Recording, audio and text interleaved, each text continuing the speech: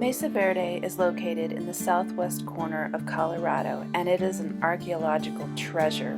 Not only is it amazingly beautiful there, but the archaeology is incredible. If you're visiting Colorado or you love archaeology, you should definitely go to Mesa Verde. My family and I visited this summer while I was working in southwest Colorado, and even though I'd been there before, it still blew my mind, and I'm sure it will blow yours too. Mesa Verde is Spanish for green table, and for good reason. The pinyon and juniper there keep it green all year round. Ancient people farmed on the tops of the mesa where there was more sunshine and rich soil for farming. While you're there, be sure and visit the museum at the Visitors Center. There's lots of artifacts that the people of Mesa Verde left behind when they abandoned the site nearly 1,000 years ago.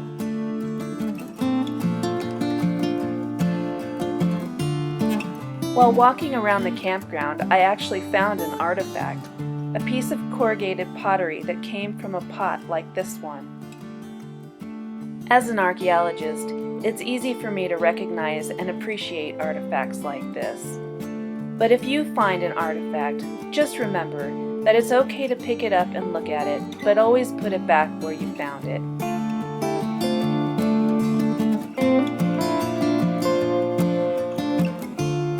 We started our tour of Mesa Verde at the Square Tower House, which is named for good reason.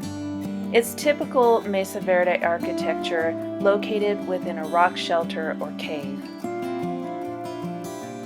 These Pueblo structures were built during the Pueblo III period, which spans from 1100 to 1300 AD. Structures typical of this period are made from adobe bricks, stacked into multiple stories, such as the Square Tower, which this site is named for. But these aren't the only types of structures found at Mesa Verde. The area was occupied for several hundreds of years, and people didn't always build elaborate structures like that. They started off living in more simple pit houses, which they dug into the ground by hand. They were then covered with a roof made of thatch and adobe. This interpretive sign illustrates what it might have been like to live in a pit house. Although some pit houses did have 2 rooms, this one is actually 2 pit houses that were built at 2 separate times. The one in the back was built first and then burned down, and then people came along a little later and built that stone wall that you see there in the center to hold back the burned debris from the other house. People were constantly reusing and recycling, even their houses. There were several reasons why archaeologists knew that this was 2 pit houses instead of 1. One reason was that stone wall in the center, which is not typical. The other reason was because of certain features that pit houses have, such as a fire pit with a deflector stone and wing walls that help direct the air that comes from a ventilation shaft. Since there were 2 sets of these, that indicated that there were 2 separate households.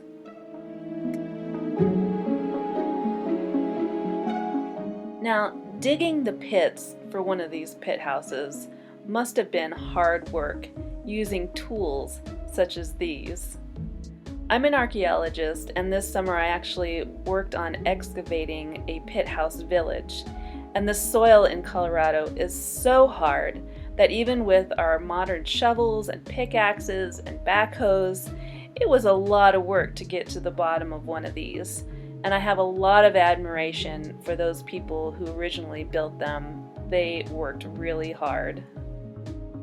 These pit houses at Mesa Verde were excavated in the 1940s. And when they did this, they were really smart in that they wanted to show the chronological progression of how these structures evolved over time. I mean, they didn't just start building those elaborate adobe structures under the cliffs out of nowhere. They had to start with these simpler structures, and over time they learned different building techniques. They eventually started building above ground, into something that looks more like the pueblos that we're familiar with today. And they often built structures on top of structures that were there previously. So on a site like this, it's really great to be able to see the progression from Pithouse to above ground pueblos and how they utilize different structures over and over again. This one is a kiva that was one of 3 that was originally built, and then later on another group came along and built another kiva right next to it, but they used the fill from that one to fill in the original one. And then even later another group came along and built a round tower on top of both of those old kivas. So it was pretty crazy when they started to excavate these things and realized that they were one on top of the other, and that certain features were utilized over again, such as the wall from the first kiva was made into a ventilation shaft for the second kiva, and then of course the round tower was built right on top of it. Of course, all that touring makes you hungry, so that morning at the campsite I fried up some tofu to put in some sandwiches, and we found a really nice picnic spot to have a picnic. It was really nice just hanging out in nature and enjoying the beauty of this spot, and there weren't very many people around, so it was pretty nice.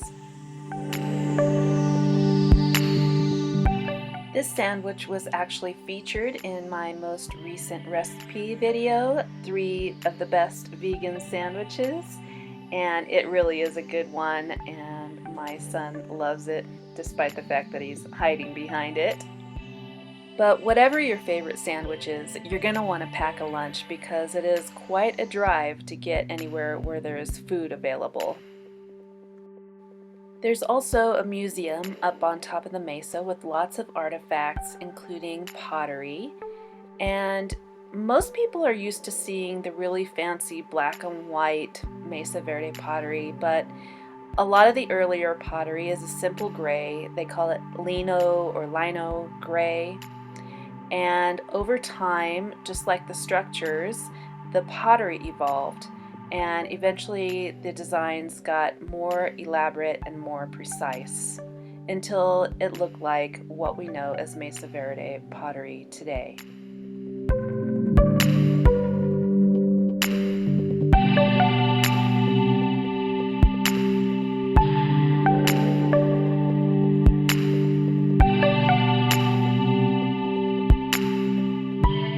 They have a lot of little dioramas there, which I love, and this one is really cool because this burned pit house is pretty much what I was excavating this summer. And I love the progression from showing you what a pit house looked like to when it burned to what you would find on the surface and then finally excavated. On to the cliff dwellings, which Mesa Verde is famous for. There are several canyons that cut the mesa, and they're full of caves and rock shelters. And at one point there was a very large population living here, and almost every single one of these caves and rock shelters had a structure and people living in it.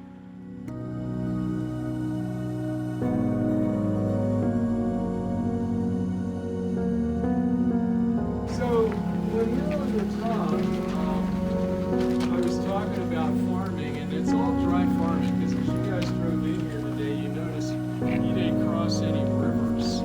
And I asked you not to touch the top, and I'll tell you why in a second. So you didn't cross any rivers, and you go back, you didn't cross any rivers. Like the ranger said, the people of Mesa Verde practice dry farming, but they got a lot of their drinking water from seep springs such as this that come out of the canyon walls.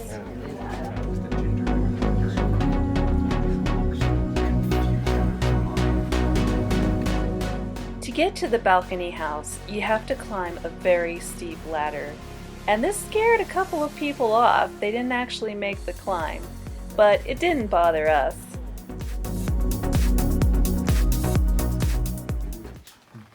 first-person accounts as to why they did what they did. What we have are scientists called archaeologists and anthropologists that look at what they built, what they left behind, and come up with theories, educated guesses as to why they did what they did. Now, there are a number of theories why they built in these alcoves. I'm going to give you three of ones that I think are the most plausible. One, as you're farming on the top and more people are coming in, you might be thinking, well, this is crazy. Why waste good farmland when we can live down in the alcove and open that up for farming? Two, the defensive theory. Unless they brought a siege ladder, how are they going to get you in those towers or those upper rooms? I think I buy the defense theory.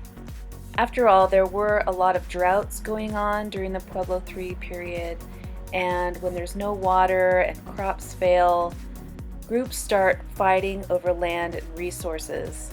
And the people of Mesa Verde started building in these cliffs to escape a lot of the violence that was going on all around them.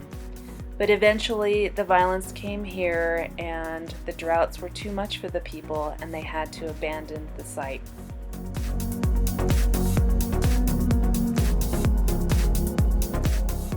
Cliff Palace is probably the most iconic site at Mesa Verde, and you can see why. Not only is it huge, but the buildings are extremely well preserved. There was something like 25 kivas at this one site alone, which leads archaeologists to think that it was an important ceremonial site. People like to think that the people who lived at Mesa Verde just disappeared one day, but that's not what happened.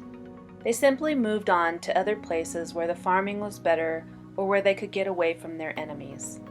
In fact, Native Americans of the Southwest call the people of Mesa Verde their ancestors, which is why they are now known as the ancestral Puebloan people rather than the Anasazi, which basically translates to enemy of the people.